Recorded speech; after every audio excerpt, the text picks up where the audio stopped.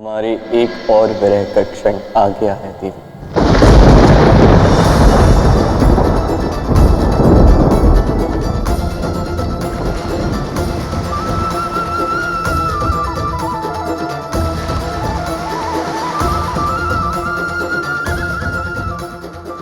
किंतु इतनी शीघ्र देव?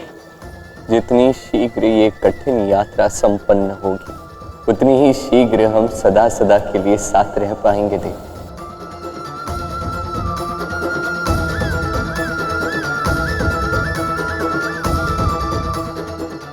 अब तुम क्षीर सागर की अनंत गहराइयों में लुप्त होने जा रहे हो, किंतु मैं तुम्हें शीघ्र ही ढूंढ लूंगा और इस कार्य में समस्त संसार मेरा साथ देगा। मैं आपकी प्रतीक्षा करूंगी।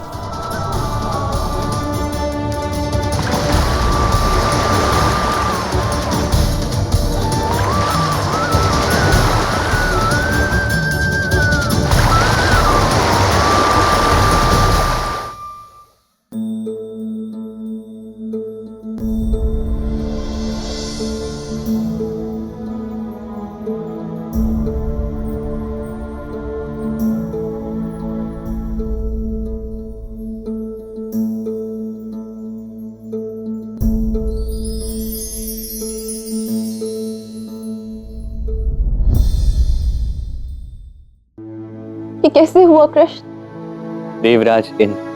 देवराज इंद्र ने ऋषि दुर्वासा का अपमान किया और उसके परिणाम स्वरूप समस्त देवलोक को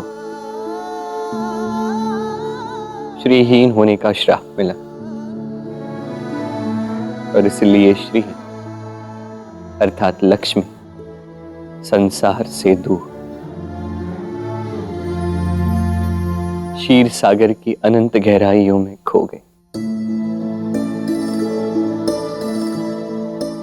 किंतु कृष्ण, जो संसार को प्रेम का वचन दे रहे स्वयं वही इतने विरह क्यों भोगे? जो प्रेम विरह की अग्नि में जल कर कुंदन हो, परिशुद्ध हो, वही तो इस संसार का मार्गदर्शन करने योग्य होगा ना राधा।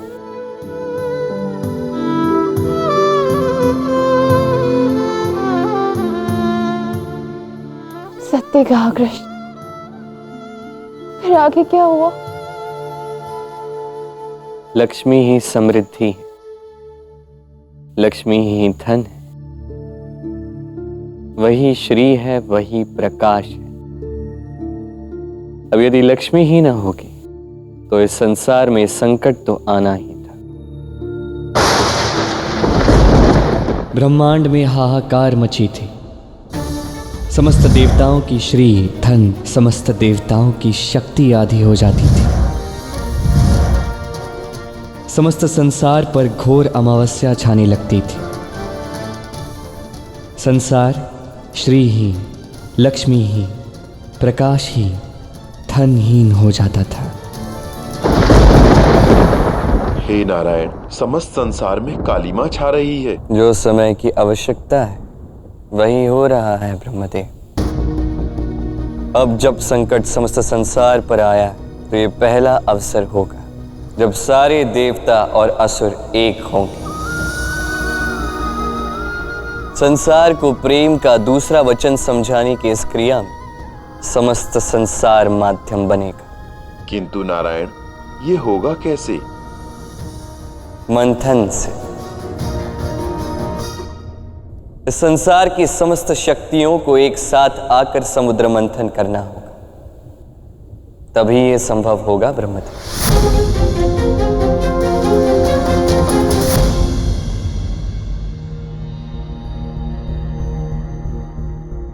रुक क्यों गए? बताओ ना आगे क्या हुआ कृष्ण? नारायण ने समुद्र मंथन कैसे किया? बताओ तो सुन तो लो। अगर सबसे पहले जो है मैं मुलायम रेशम बनाऊं सो, फिर उसके पश्चात सजाने वाला सामान और वस्त्र बनाऊं, उसके पश्चात थारे जैसे धनी लोग आने सारे वस्त्र बेच दियो सो। ये सब तुम क्या कहे जा रहे हो? हाँ,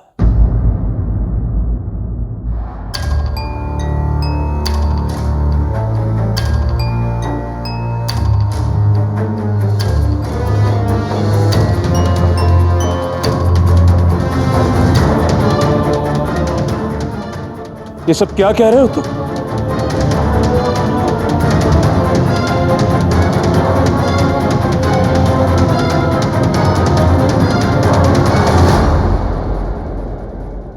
राम राम सर। राम राम। बोलो। नहीं कुछ नहीं, क्या है ना, राधा ने रेशम रो व्यापार संबंधित जानकारी दियो सो। और ये रेशमणो व्यापार री जानकारी प्राप्त करके राधा क्या करेगी? जानकारी के क्या है भाई साहब, जानकारी कभी भी जान के काम आती है। अब ऐसे ही नहीं छोड़िए, तारे कोई जानकारी दे देता हूँ, ते आ जाओ। कोई आवश्यकता नहीं है। वो क्या है ना सा, मेरा रेशम के व्यापार से दूर दूर तक कोई संबंध नहीं है। मैं एक योद्धा हूं, व्यापारी नहीं। गणी चौकी बात भाई साहब, थे योद्धा हो तो तनिक मारे को बताओ ना, अब तक कितने युद्ध लड़े तन्ने? युद्ध? हाँ कुछ हुआ होगा ना।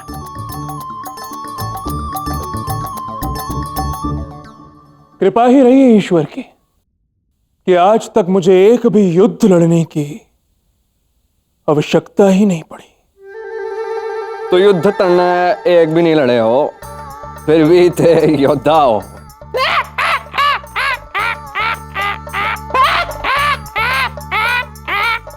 गणी चौकी बात भाई साहब, गणी चौकी बात। युद्ध हम एक भी नहीं लड़े, फिर भी हम योद्धा है। अच्छी बात है।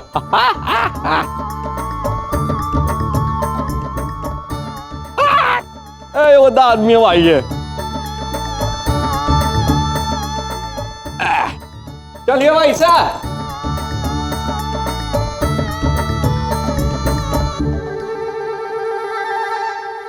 अयन, तुम चित्रा के साथ यहाँ क्यों आए? राधा, ये चित्रा जब से आई है तुम्हारे जन्मदिवस के लिए क्या क्या नहीं कर रही, तो मुझे लगा कि मुझे भी इसके लिए कुछ करना चाहिए। मैं इसके लिए ये चुनरी लिया। मैं चाह रहा था कि चित्रा इसे ओढ़ कर देखे और यदि इसमें किसी कारणवश कोई त्रुटि हो तो मैं इसके लिए दूसरी ले आऊं। नहीं नहीं अयन, इसकी कोई आवश्यकता नहीं है। आवश्यकता है राधा, धन्यवाद स्वरूप इसे कोई उपहार देने की आवश्यकता है। यही तो शिष्टाचार है। इसलिए मैं तुम्हारे सामने ही इसे ये चुनरी देना चाह रहा था। किसी कारणवश ना इसे और ना ही मुझे कोई संकोच हो, और मुझे ये संतोष भी रहे कि मैंने इसके लिए कुछ अच्छा करने का प्रयास तो किया। क्यों? अच्छा ठीक है, हम एक काम करते हैं, हम दोनों इस दिशा में देखते हैं ताकि हम दोनों में से किसी को उसका मुख भी ना दिखे और उसका प्रण भी ना टूटे। उचित है। चित्रा, तुम्हारे लिए।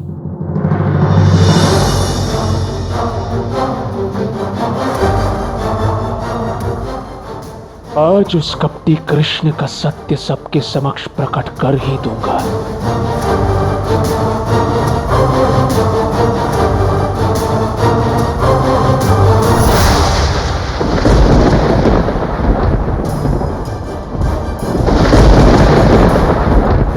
ये क्या है? तुम इस प्रकार से मुड़े क्यों? अभी उसका प्रण टूट जाता तो? अरे नहीं नहीं, मेरा ऐसा करने की कदापि कोई मंशा नहीं थी। इतना समय बीत गया था, मुझे लगा इसने चुनरी ओढ़ ली होगी। चित्रा, मैं तुम्हारा प्रण कदापि नहीं तोड़ना चाह रहा था। तुमने ये बिल्कुल ठीक नहीं किया है। अगली बार से ऐसा कभी मत करना और लोगों के प्रण का सम्मान करना सीखो। चलो चित्रा।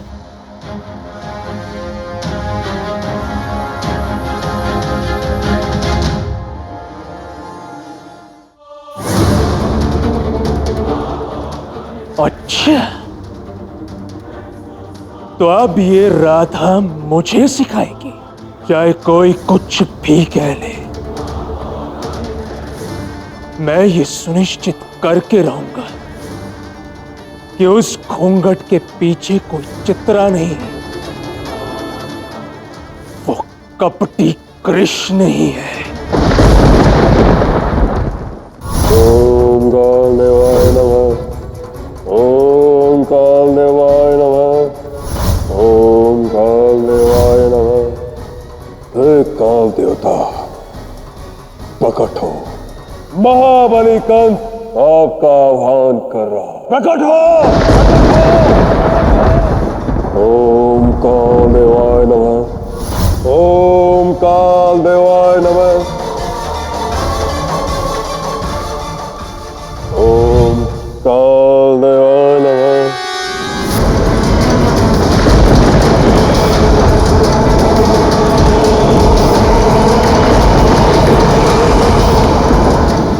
हे कालदेव, त्रिलोकपति कंस आपका स्वागत करता है।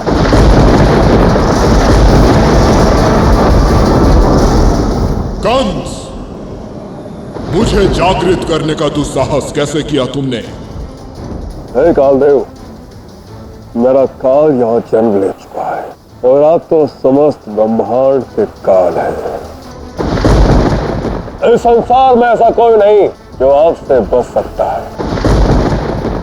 आप मेरे काल को अपने काल चक्र में खींच लीजिए ताकि उसका अंत हो जाए। उचित है कंस, मैं तुम्हें शक्ति प्रदान करता हूँ कि तुम एक काल चक्र का निर्माण कर सकते हो, और जो भी इस काल चक्र में प्रवेश करेगा वो कभी बाहर नहीं आ पाएगा।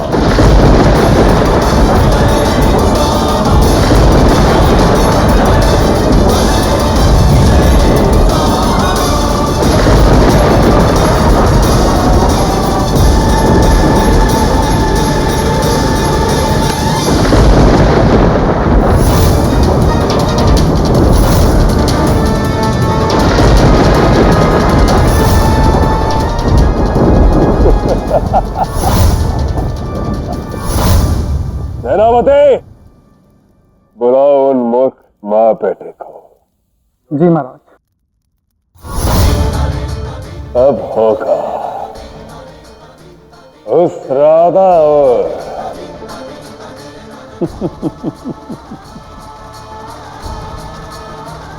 कृष्ण का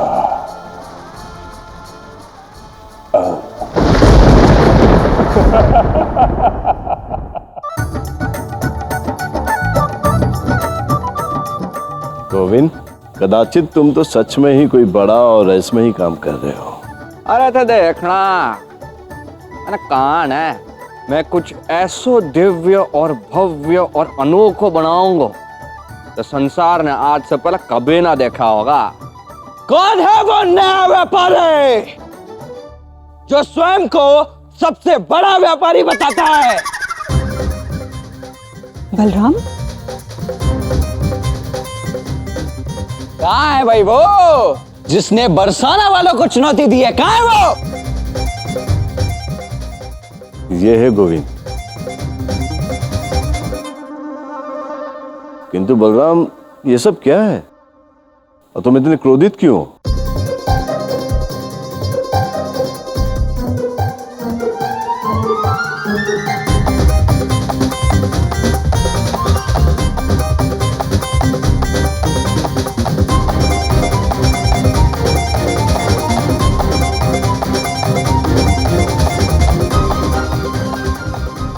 बृषभान काका, यदि बात क्रोध की होगी तो क्रोध ही आएगा ना। ये जो व्यक्ति आप देख रहे हैं ना, ये कोई व्यापारी नहीं है। इसने हम सबको छला है।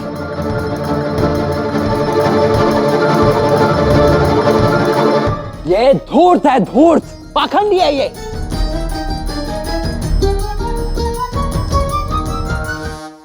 दाऊ, क्या कर रहे हो? और क्या कहा था इसने आप सबसे कि ये भगवानों का रेशम बेचता है ना? प्रथम श्रेणी का झूठा है ये, झूठा। ये देखिए, कुरुक्षेत्र के हाट से बिल्कुल वैसा का वैसा रेशम लेकर आया हूं मैं स्वयं।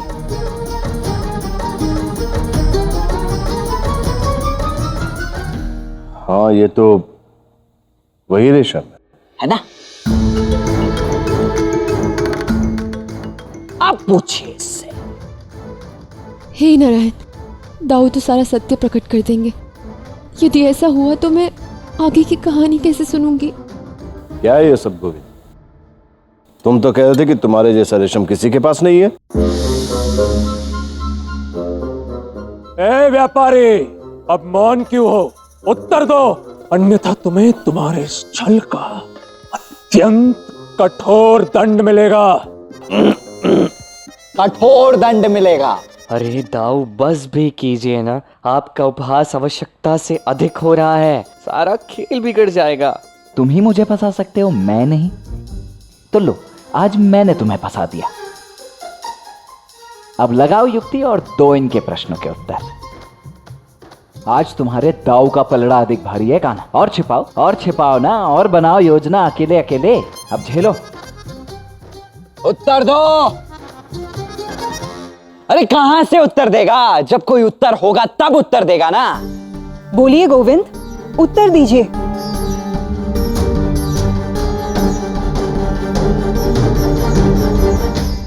दाऊ, अब क्या करें? राधा कान्हा से कहो कि अपनी हार मान ले और मुझसे क्षमा मांगे।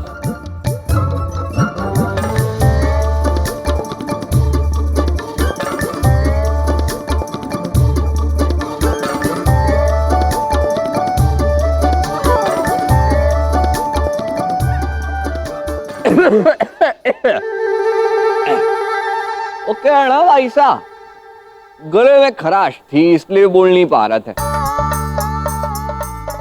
ओ भाई साहब, हटियाणा।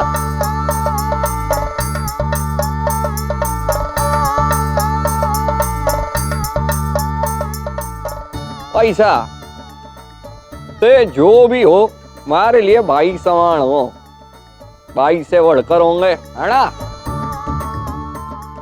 और मैं थारे सामने अपनी हार स्वीकार कर रहा हूं। सु ठीक है?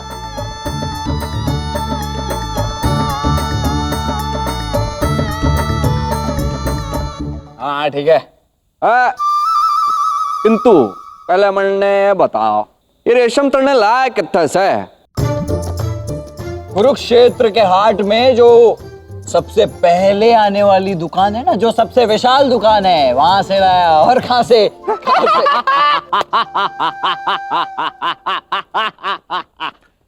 तुम्हारी ही दुकान से पैसा, तुम्हारी दुकान से जाके मारे ही रेशम लेके आयो। बड़ी चौकी बात भैया। तो वो आप ही की दुकान है, आप ही है उस विशाल दुकान के स्वामी। हाँ मैं हूँ, देख लो। हाँ लगते भी हो। स्वयं आए यहाँ पर। तो क्या ये बड़ी बड़ी भूल हो गई, क्षमा करना, मुझसे कदाचित भूल हो गई। ये दोनों भाई और इनकी ये नोकझोंक किसी दिन मेरे प्राण ही ले लेगी।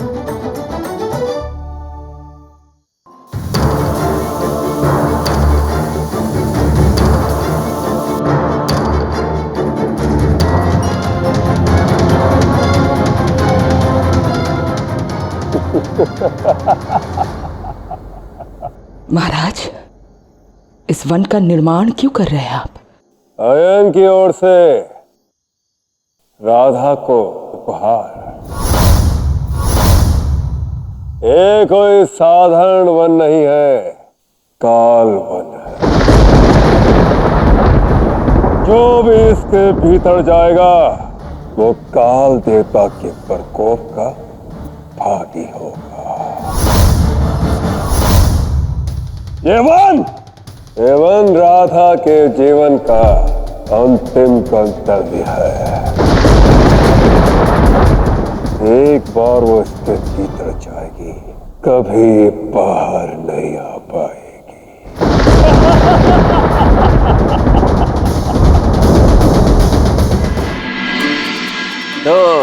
कान्हा, आज के मेरे इस नाटक से क्या सीखा तुमने? यही कि कभी आपसे कुछ छुपाना नहीं चाहिए, सब बता देना चाहिए, अन्यथा आपका मानसिक संतुलन जो है वो हिल जाता है, सारा खेल बिगाड़ देते हो आप। बिल्कुल।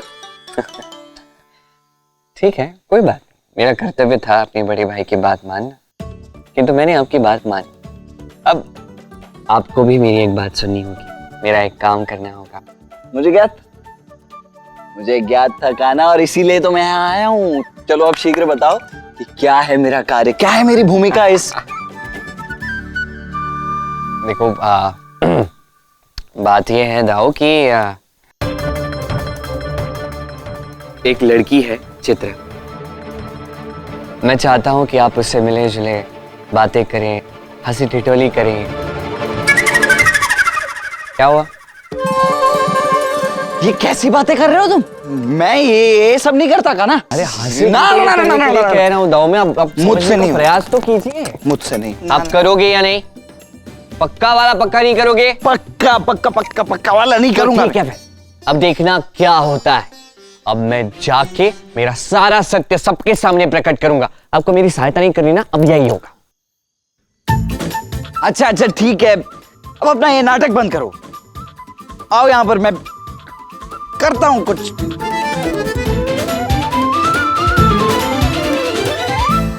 मुझे आशा थी कि आप यही करोगे। अब जाइए, चित्रा आपकी राह देख रही है। मेरे प्रेम का कुछ अधिक ही लाभ नहीं उठा रहे हो तुम? कदापि नहीं। चलो अब मैं चलता हूं, मुझे जाना होगा। एक क्षण एक क्षण एक क्षण, मेरा ठीक है, मुझे चित्रा से हंसी ठिठोली करनी है, तुम कहां चल दिए? राधा के जन्म दिवस की तैयारियां भी शेष है था, वही जा रहा हूं।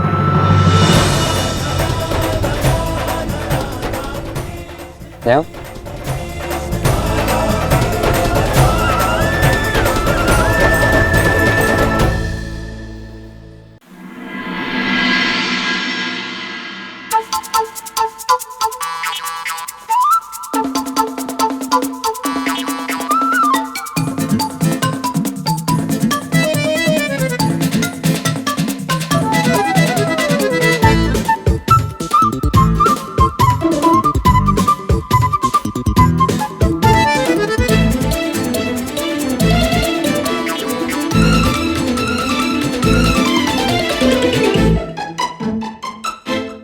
ने मेरे लिए क्या बनाया होगा?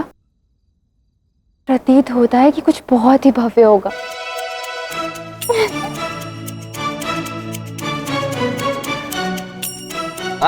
नहीं नहीं, जाओ, वही रुक जा राधा, भीतर मत आना। अच्छा, मैं तो आऊंगी कृष्ण, मैं देखना चाहती हूँ कि तुमने अंदर मेरे लिए क्या बनाया है। नहीं नहीं नहीं नहीं नहीं नहीं, देखो अभी तक ये पूर्णतः सज्ज नहीं हुआ, एक बार हो जाए फिर आ जाना ना, अभी धीरज रखो। नहीं कृष्ण, मुझ में इतना धीरज नहीं है, मैं अभी देखना चाहती हूँ, मैं आ रही हूँ।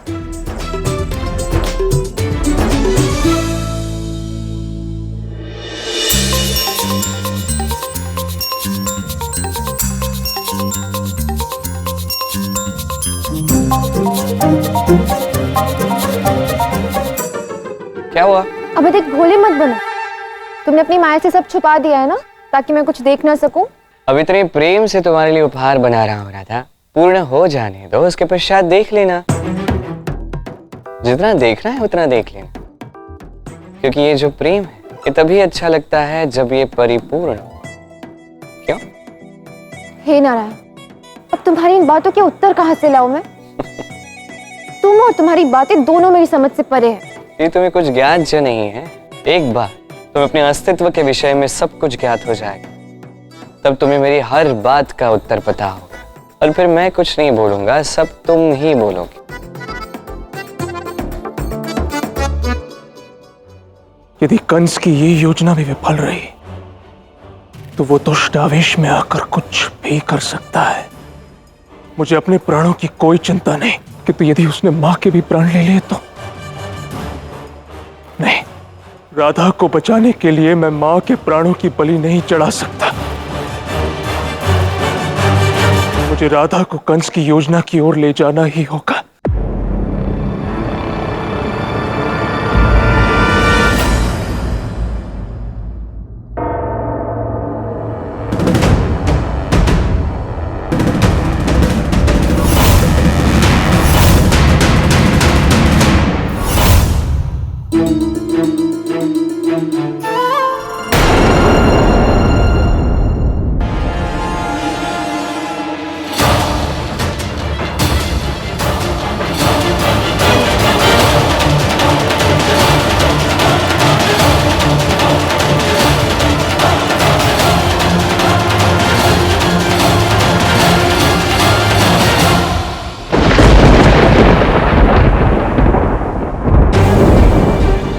रात्रि के इस प्रहर में ये कृष्ण कहाँ जा रहा है?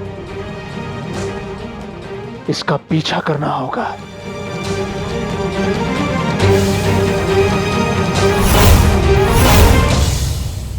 अच्छा कृष्ण, अब अधिक रात्रि हो गई है और यहाँ कोई है भी नहीं। अब बिना किसी विलंब के मुझे आगे की कहानी सुनाओ। ठीक है, बैठो। हाँ।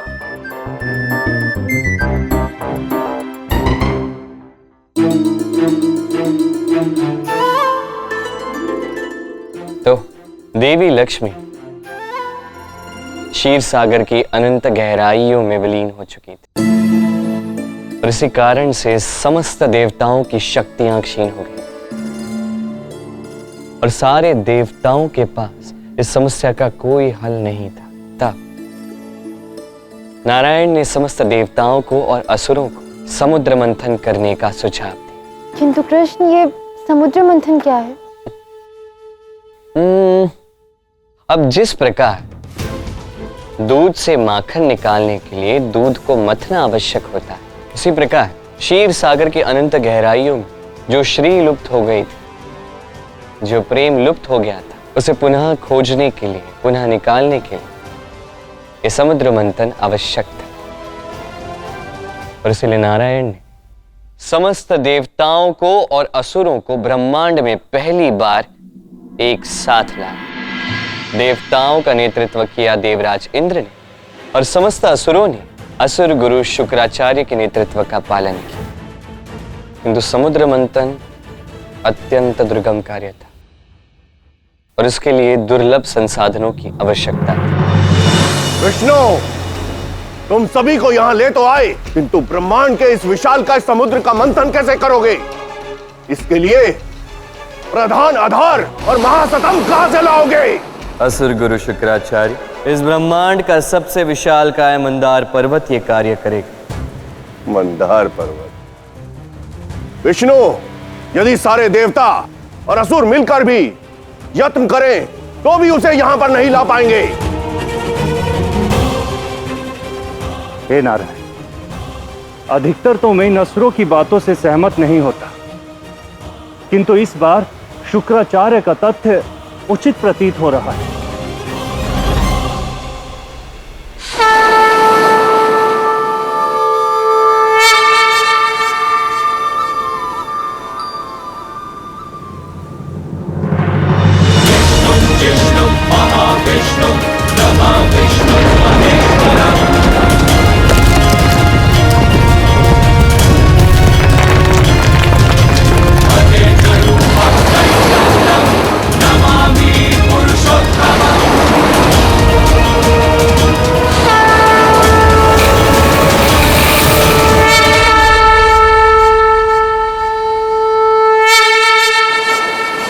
हे नारायण, आप धन्य हैं, किंतु इस संपूर्ण संसार में कोई भी ऐसी रस्सी नहीं है जिसमें इस महाविशालकाय पर्वत को मथने की शक्ति हो। अवश्य है इंद्रदेव।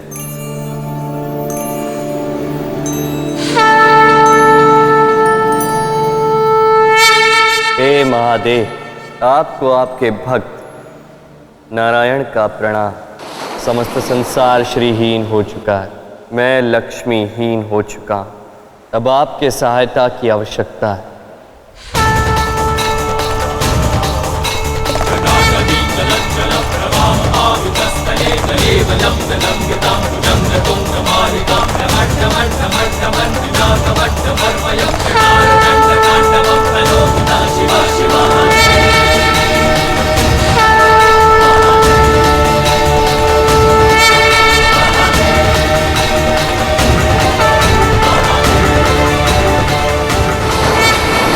हे महादेव, समुद्र मंथन के लिए आपके सहायता की आवश्यकता है।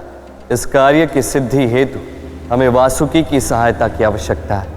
हे नारायण, इस महाक्षण का किसी भी रूप में सहभागी बनना मेरे लिए सौभाग्य की बात होगी।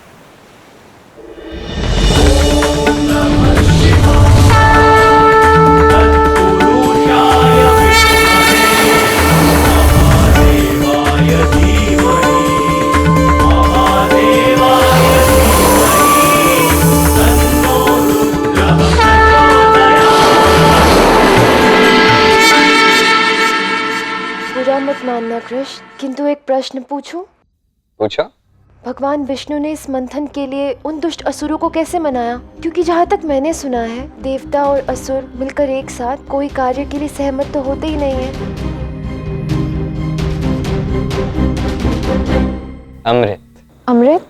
हाँ राधा, ये सृष्टि श्रीहीन हो गई और इस कारण से संसार की अनेक ऐसी अनमोल वस्तु जिनसे सबको प्रेम था, क्षीर सागर की अनंत गहराइयों में लुप्त हो गई। असुरों को चाहिए था अमृत और नारायण को चाहिए थी उनकी देवी लक्ष्मी। ऐसे में नारायण ने सभी असुरों को यह प्रलोभन दिया कि मंथन के पश्चात जब क्षीर सागर से समस्त अनमोल वस्तुओं को पुनः निकाला जाएगा तो उन्हें देवताओं में और असुरों में बांटा जाए, और असुरों की विशेष रुचि अमृत प्राप्त करने के लिए ही थी।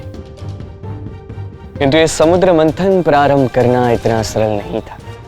महादेव ने वासुकी तो दे दिया था, किंतु वासुकी के श्वास से विष की भाप निकल रही थी, जो दुर्बल और शक्तिहीन देवताओं के लिए असहनीय हो रही थी। फिर भगवान विष्णु ने क्या किया? वही जो मैं सदैव करता हूं, माया। विष्णु जानते थे कि असुर यूं तो किसी मूल्य पर विष्णु की बात नहीं मानेंगे, इसलिए उन्होंने उनके साथ विपरीत मानसिकता का खेल खेला, जिससे शक्तिशाली असुर वासुकी के मुख की ओर चले जाए। वासुकी का मुख अत्यंत शक्तिशाली, जहां से वो भोजन ग्रहण करता है, जहां से वो विष द्वारा आक्रमण भी करता है। वही उसकी पूंछ अत्यंत शक्तिहीन, जिसका कोई लाभ नहीं। आप बताइए, क्या आप वासुकी का शक्तिशाली भाग पकड़ना चाहेंगे या शक्तिहीन भाग पकड़ना चाहेंगे? हाँ, हम तो शक्तिशाली मुख ही पकड़ेंगे। हाँ हाँ, हम शक्तिहीन पूंछ नहीं पकड़ेंगे। तथास्तु। और इस प्रकार विष्णु ने असुरों को अपनी माया में उलझा दिया और वासुकी के भयानक विष से देवताओं की रक्षा की।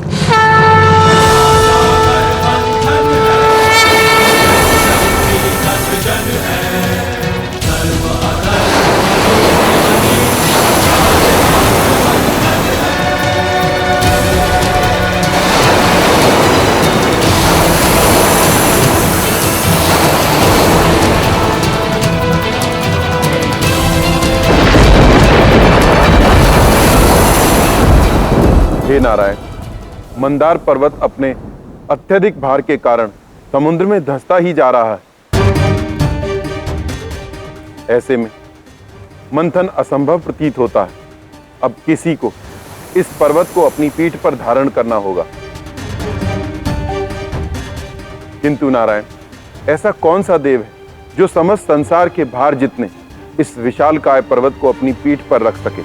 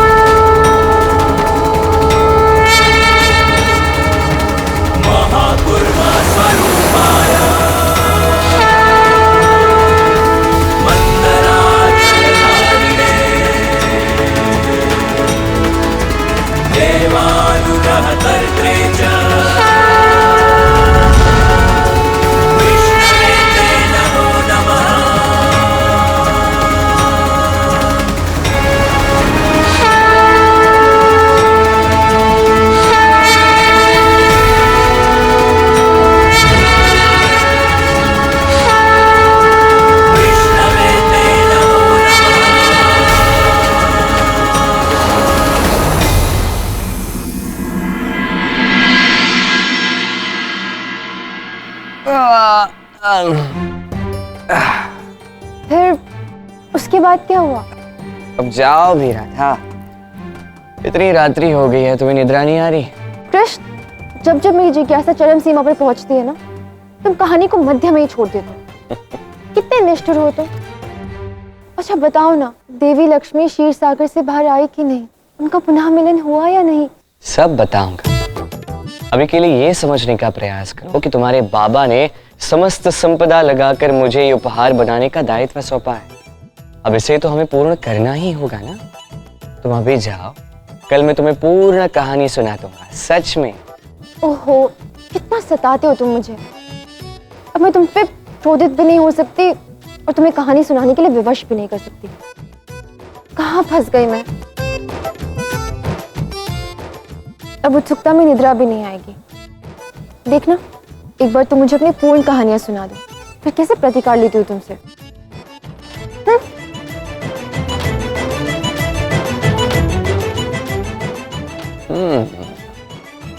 पूर्ण कहानी सुनने के पश्चात कोई प्रतिकार नहीं होगा, होगा तो केवल प्रेम।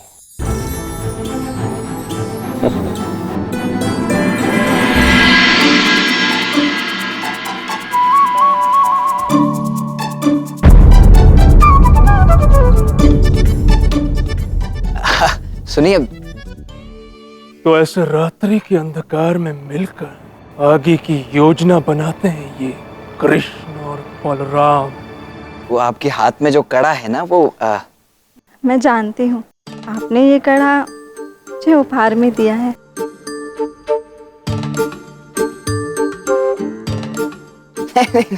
नहीं, वो दाऊ, अरे राधा तुम। दाऊ, आपने चित्रा को उपहार दिया।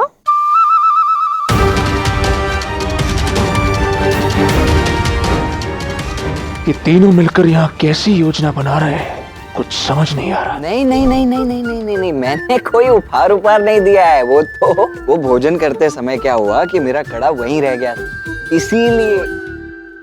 अब छोड़िए ना, राधा से क्या छुपाना, सच कह दीजिए कि आप ही ने ये कड़ा मुझे उपहार में दिया है। ये क्या कह रहे हैं आप?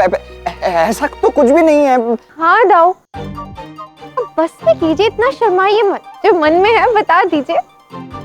कोई लज्जा नहीं है राधा, किंतु ऐसा कुछ है ही नहीं, तो मैं कहूँ क्या? आप कृष्णा की तरह ही सच में बहुत प्यारी और मीठी बातें करते हैं। ये क्या कह रही हैं आप? मैंने आपसे मीठी और प्यारी बातें कब की? मैंने तो आपसे बात तक नहीं की अभी तक। बस भी कीजिए दाऊ, शर्माइए मत। अच्छा ठीक है, मैं चली जाती हूँ। वो क्या है ना कि आप यहाँ आराम से चंद्रमा की शीतल छांव में अपने मन की बात कह दीजिए, ठीक है? मैं चलती हूँ। और ये सब हो क्या रहा है? मुझे कोई बताएगा, हो क्या रहा है ये सब? हाँ,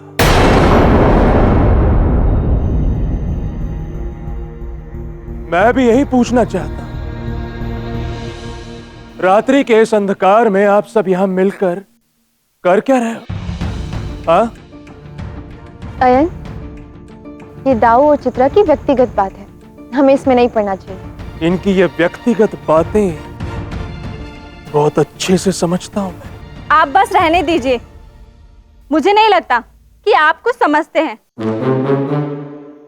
देखिए ना, बलराम जी ने भेंट से पहले ही मुझे ये कड़ा उपहार में दिया, और आप अपनी पत्नी के जन्म दिवस पर भी उसे कोई उपहार नहीं दे रहे हैं। अच्छा, क्या लगता है तुम्हें मुझे समझ नहीं आ रहा कि ये सारी बातें कह के तुम मुझे उकसाने का प्रयास कर रहे हो? अर्थात कर रही हो। सब समझ रहा हूं मैं।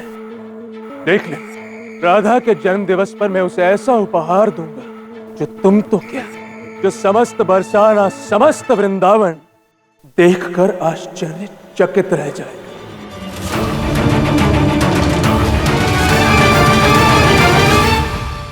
अयन की ओर से राधा को उपहार कालवन है। एक बार वो इसके भीतर जाएगी, कभी बाहर नहीं आ पाएगी।